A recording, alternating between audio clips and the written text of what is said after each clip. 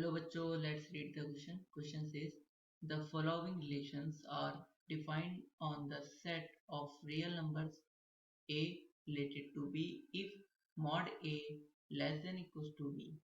Find whether these relations are reflexive, symmetric और transitive. इस question को करने के लिए हम इसका की कॉन्सेप्ट समझते हैं. तो की कॉन्सेप्ट है एक रिलेशन R है जो कि सेट A से A पे डिफाइन है. देन हम इस रिलेशन को रिफ्लेक्सिव बोलते हैं. रिफ्लेक्सिव कब? जब सभी एलिमेंट और every element belongs to A वो सभी एलिमेंट खुद से रिलेटेड हो, मतलब A related to A. And symmetric बोलते हैं, सिमेट्रिक रिलेशन बोलते हैं कब? जब अगर इफ A रिलेटेड है B से देन B रिलेटेड हो A से.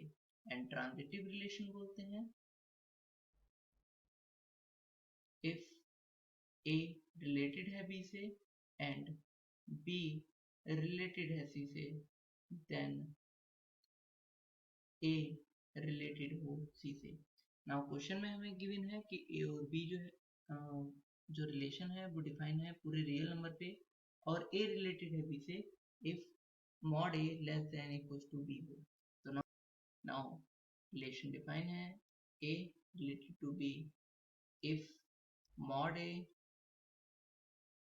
Less than equals to B. Now हम सबसे पहले रिफ्लेक्सिव चेक कर लेते हैं. तो रिफ्लेक्सिव कब होगा? रिफ्लेक्सिव के लिए क्या करते हैं, for every A belongs to real number, सभी एलिमेंट जो रियल नंबर में है वो खुद से रिलेटेड होनी चाहिए रिलेशन जो डिफाइन है. तो क्या mod A less than equal होता है A के? लेस देन इक्वल होता है A के. तो when A is पॉजिटिव, तो A जब A ग्रेटर देन 0 होगा तो mod A के बराबर होगा. So mod A equals to A, तो सो इस इक्वलिटी को सेटिस्फाइज कर रहा है. एंड A लेस देन 0 होगा तो A equals to mod A equals to minus A होगा, तो माइनस A लेस देन ही होता है. सो क्योंकि लेस देन A आ जाएगा क्योंकि mod A की वैल्यू मैंने, तो ये वाला जो है वो पॉजिटिव है क्योंकि mod A की वैल्यू पॉजिटिव आएगी. और ये क्या है, ये निगेटिव है क्योंकि हमने यहाँ पे कर रखा है, तो ये निगेटिव है. तो निगेटिव वाला क्या पॉजिटिव वाला निगेटिव से छोटा होगा, तो ये इक्वलिटी को होल्ड नहीं कर रहा है. सो इसका मतलब जब A जो है लेस देन 0 है तो रूल ऑफ रिलेशन को सेटिस्फाइज नहीं कर रहा है. यहाँ पर ये क्या इम्प्लाइज करता है, तो ये इम्प्लाइज ये करता है कि A रिलेटेड A से नहीं है. सो जो रिलेशन R है, R is not reflexive. R reflexive नहीं हुआ. हम सिमेट्रिक चेक कर लेते हैं. तो सिमेट्रिक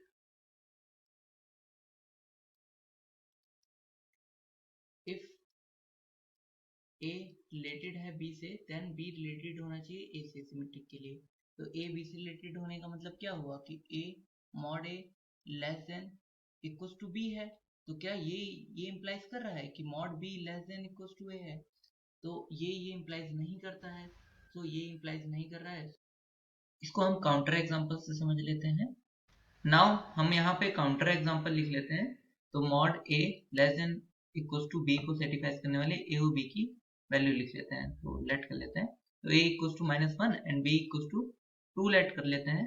तो mod A कितना हो जाएगा, -1 का mod जो कि 1 होता है और लेस देन होता है 2 से. तो ये इसको तो सेटिस्फाइज कर रहा है. अब मैं mod B को चेक कर लेता हूँ. क्या mod B लेस देन है A से? तो mod B कितना हो जाएगा, 2 का mod जो कि 2 ही होता है. बट ये लेस देन नहीं है किससे, -1 से.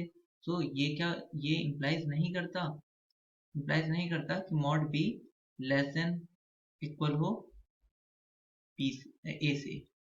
सो इसका मतलब क्या हो गया कि B रिलेटेड A से नहीं है. तो ये क्या इम्प्लाइज करता है, R इज नॉट सिमेट्रिक.